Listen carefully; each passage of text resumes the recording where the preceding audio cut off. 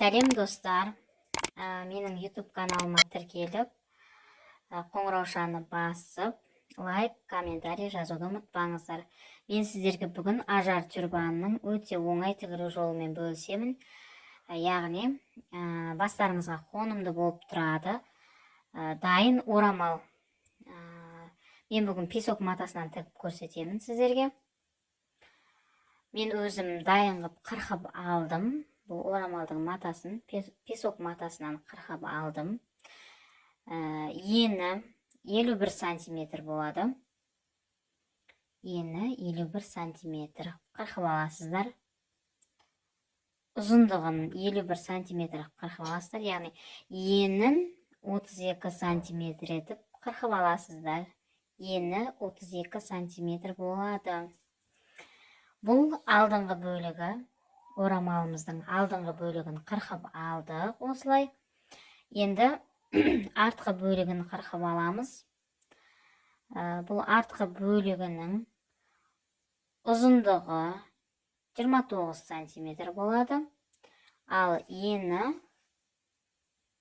29 сантиметр болады. Ұзындығы да ені де 29 сантиметр етіп қырқып аласыздар. Енді бұл орамалдың алдын қайырып тігіп шығамыз. Яғни сіздерде қандай машинкамен тіксеңіздер де болады. Менде зигзаг, яғни зигзагпен тігіп шығамын мен. Түзу сызықпен тігіп шықсаңыздар да болады.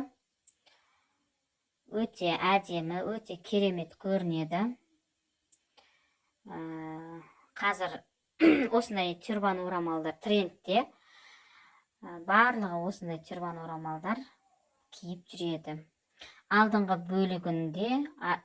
бөлігін жалпақтау етіп тігіп шығамыз. Артқы бөлігін резина сиятында етіп тігіп шығамыз. Бұл резинаның бір жақсы жері бас көлемдеріңізге қарай тіге бересіздер. Мысалға, әртүрлі бас пішіндері болады ғой, соған қарай резинаны тартып ұзартуға болады. Міне тігіп болдық. Енді артқы бөлігін тігіп шығамыз. Резина өтетіндей етіп тігіп шығамыз артқы бөлігін. Алдыңғы бөлігін тігіп болдық. Мен зигзаг тігісіменен тіктім. Яғни ирек тігіспен тіктім. Енді осыған кәдімгі өзіміздің қарапайым барлық нәрселерге өткізетін кәдімгі резинаменен өткізіп, бірінші жалпақ тігіс етіп тігіп шығамыз. Кәдімгі резинка. Енді алдыңғы бөлікпенен артқы бөлікті бір-бірімен ұштастырып, айналдырып тігіп шығамыз. Өте керемет болады. Ұштастырып тігіп шығамыз барлығын. Мен тек қана осы ирек тігісті қолданамын. Яғни ирек тігіспенен шеті сетінеп кетпес үшін ирек тігісті қолданамын.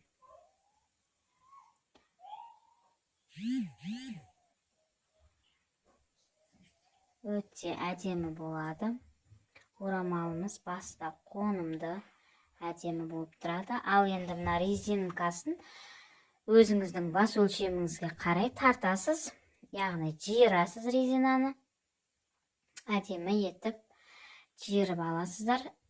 Сосын қайтадан қосып тігіп жібересіздер.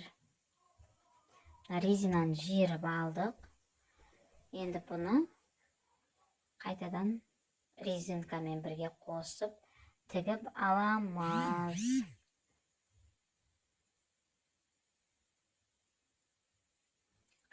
Міне тігіп алдық. Міне осылай болып тұрады қазір. Артқы бөлігі мен алдыңғы бөлігін, яғни артын резиналы етіп қосып тігіп шықтық. Енді бұның арқасындағысын арқасындағы шашымыздың тұратын жерін, ол жерінде резинамен айналдыра тігіп шығамыз. Резинаны тартып, әдемелеп тігіп шығатын боламыз. Яғни сіздерге түсінікті әрі пайдалы болу үшін асықпай сіздерге өте түсінікті қылып айтып жатырмын деп ойлаймын.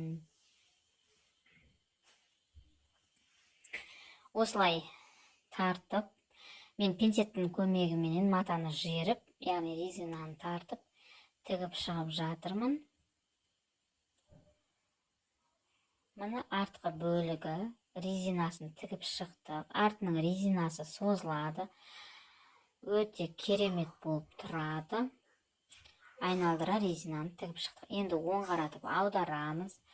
Әдемелеп барлығын.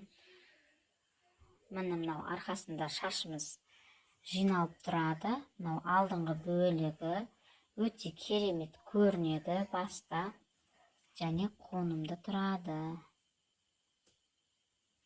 Міне дайын, біздің ажар тюрбанымыз дайын. Яғни алдымызда жаңа жыл келе жатыр, жаңа жылға тігіп кисеңіздер болады. Өте сәнді орамал.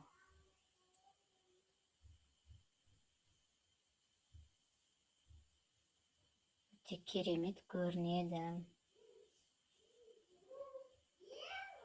Қазір мен өзім киіп сіздерге көрсететін боламын. Міне киіп көрсетіп жатырмын. Өте керемет тұрады, әрі жылтырақ, әдемі болып тұрады. Реңіңізді ашады. Сіз өзіңізде қандай мата бар, солай маталардан тігіп, осылай 10 минутта тігіп кие беруіңізге болады.